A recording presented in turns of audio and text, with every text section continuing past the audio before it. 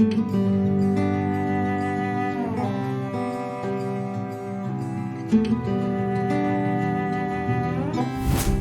పరిశుద్ధ నామమునకు మహిమ కలుగును కాక.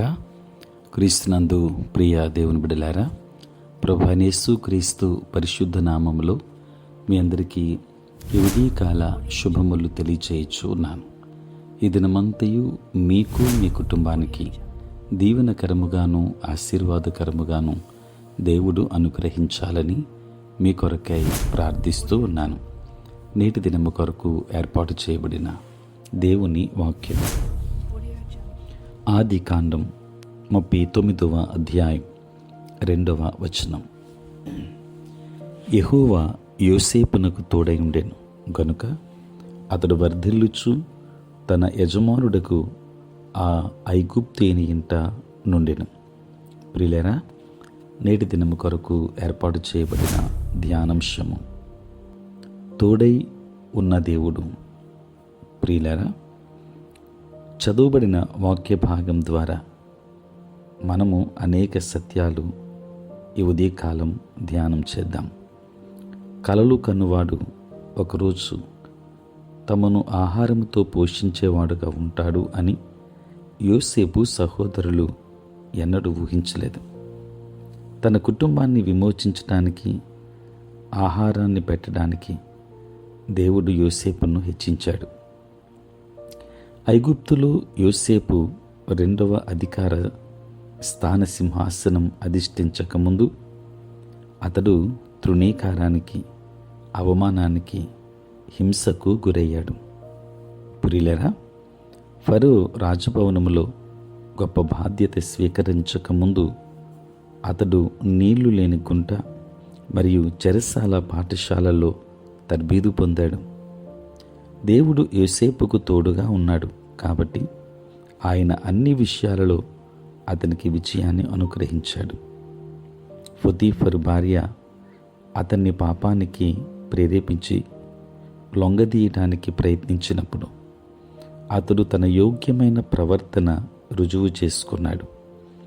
పాపము నుండి, శోధన నుండి దూరముగా పారిపోయాడు.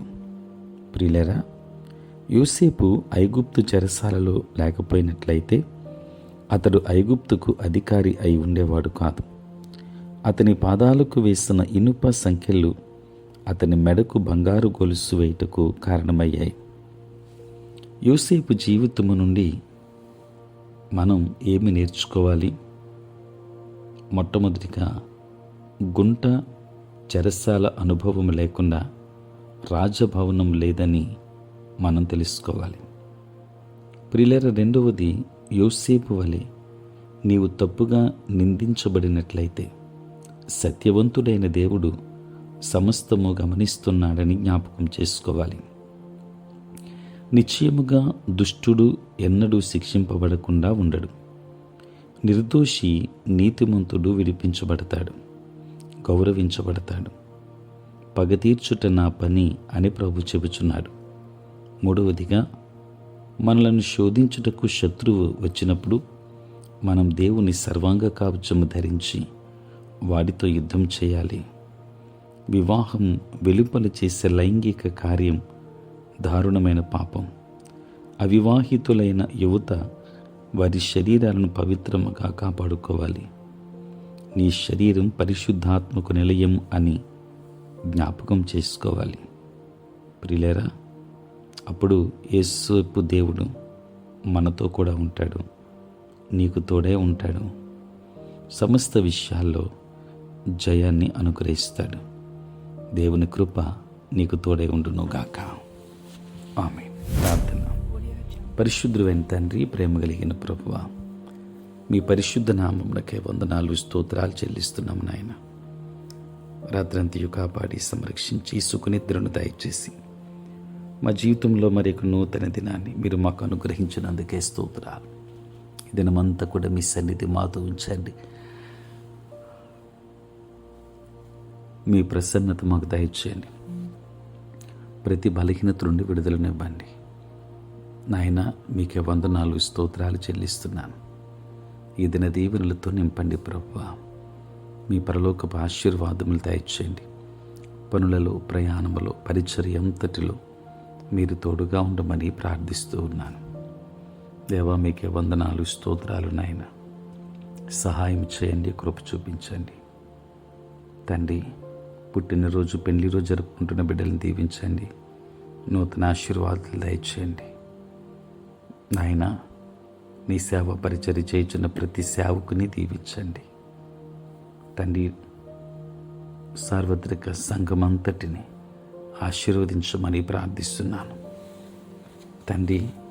నేటి మా పనులన్నింటిలో, ప్రయాణములలో, పరిచర్యలో తోడుగా ఉండమని, ఉద్యోగస్తులు, వ్యాపారస్తులు, కష్టపడి పని చేసుకుంటున్న బిడ్డలు, వ్యవసాయదారులందరినీ దీవించండి. చదువుకుంటున్న బిడ్డలకు తోడుగా ఉండండి. జ్ఞాన వివేచన బిడ్డలకు దయచేయండి.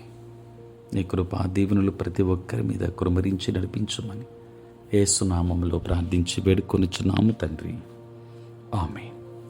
తండ్రి, కుమార, పరిశుద్ధాత్మ త్రియేక దేవుని దీవెన సదా మీకును మీ కుటుంబమునకును తోడై ఉండును కాక. ఆమేన్.